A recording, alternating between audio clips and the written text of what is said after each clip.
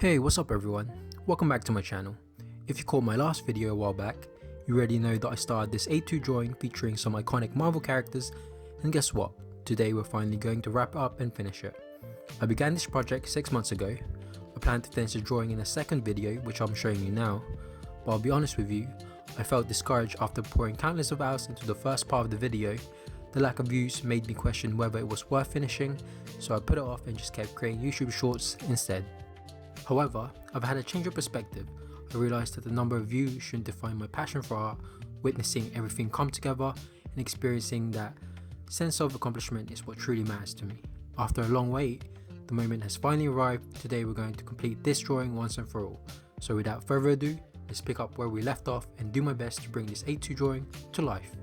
We'll start by lightly sketching some more characters to fill up the A2 page with our trusty pencil. While Deadpool isn't officially part of the Marvel Cinematic Universe just yet, he does exist in Marvel Comics, and I thought it would be awesome to include him in our group of characters. His unique character style with that edgy and fierce look would definitely bring an intriguing composition to our drawing. Thor, being one of the iconic characters in the Marvel Universe, he holds significant importance in our drawing. We simply can't leave him out. Let's make sure to capture the intricate details of his mighty hammer, Mjolnir. In addition, I've decided to include his helmet from the comic, and I'll add some movement to the fabric and his hair to create the illusion of wind. We somehow have to capture these dynamic energy, whether it be in the hair, clothing, or the body gesture. Next, we have the Sorcerer Supreme, Doctor Strange.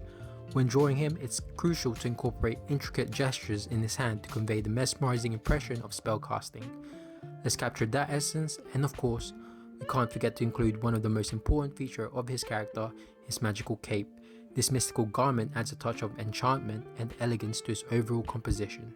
Moving forward, I'm excited to include Black Panther in the mix because let's face it, without him and the incredible nation of Wakanda, they wouldn't have stood a chance against Thanos during the Infinity War. For our final character, we have the Scarlet Witch, Wanda. Just like Doctor Strange, we must incorporate intricate hand gestures to capture the enchanting essence of her spellcasting. And let's not overlook the importance of adding the intricate details of her armor, which adds a touch of strength and elegance to her character. Oh, last but certainly not least, we can't forget about the mighty Groot. Trust me, without him, the Avengers would have been totally wiped out by Thanos, no doubt about it. Now we've finished outlining all the characters in pencil, it's time for the most exciting part, the pen drawing. We're going to trace over the outlines with our fine line pen, adding shading by incorporating a variety of black shapes and cross-hatching techniques to each character. This process will breathe life and dimension into every single one of our characters. Remember, we'll apply these techniques throughout the entire drawing to bring it to its final form. So let's get ready to embark on this transformative journey and watch our drawing truly come to life.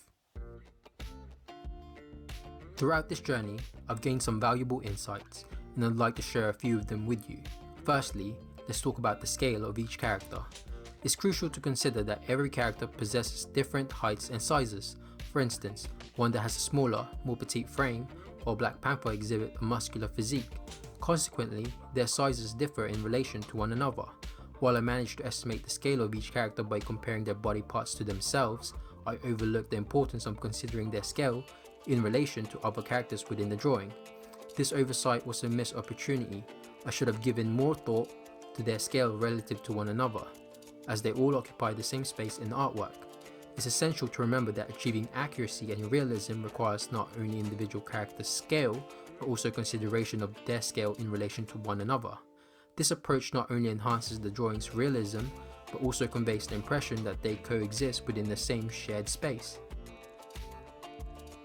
Secondly, a crucial aspect of my learning journey that I'd like to address is the concept of shadows. It's vital for the shadows of each character to relate to a single light source.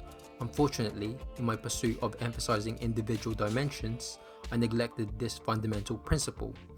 Rather than considering the overall impression of the characters existing within the same light source, I blindly shaded each character separately.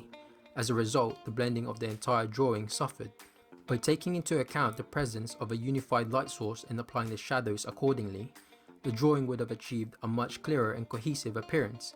This approach would have not only improved the overall quality of my drawing, but also conveyed the impression that all characters occupy the same shared space. It's essential to keep these considerations in mind for future drawings as they hold significant potential for enhancing the final result. The third aspect I'd like to discuss is the background.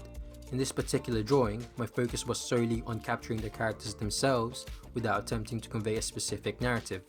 My goal was to hone my skills in body proportion and enhance my drawing efficiency. However, I do recognize the significance of incorporating a background in future drawings.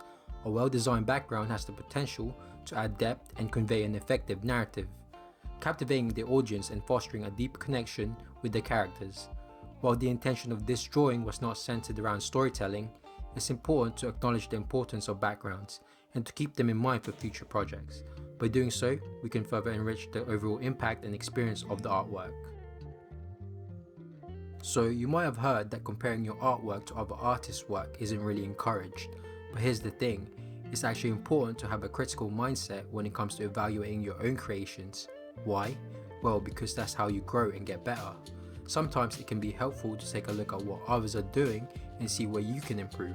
Keep analysing and assessing the form and compositions of your drawings, always pushing for progress. Whenever you finish a piece, ask yourself, how can you take it to the next level? It's all about that constant reflection and critique to keep evolving as an artist. I've got some helpful tips to share with you based on my own experience with drawing body proportions. When I first started learning, one technique that provided essential was the 8 head rule. This rule states that the average height of the body can be divided into 8 equal parts, with each part representing the height of the head. Here's how it works. At the halfway point, which is 4 heads down, you'll find the crotch area. Starting from the top of the head, 2 heads down will land you at the nipple area, and starting from the bottom, 2 heads up will bring you to the knees. By keeping the character's head in mind, you can estimate the distance between these significant body parts. This approach is incredibly helpful in achieving accurate body proportions and creating a realistic representation of the human form, regardless of the type of the characters you're drawing. With enough practice, you'll develop the ability to manipulate each body part with your own imagination, ensuring that nothing looks out of place. So give the 8 head rule a try and see how it revolutionizes your approach to drawing body proportions. Remember, practice makes perfect, and with time, you'll gain the confidence to bring your characters to life. Leave a comment below if you want me to dive deeper into this topic. It might help some of you with body proportion. I'm not claiming to be an amazing artist or close to one. I'm always looking to improve. Who knows, maybe one day I will become a great artist. That's what we're all striving for. But for now, let's celebrate the final result of this long and challenging artistic adventure. Thanks for joining me, and here it is.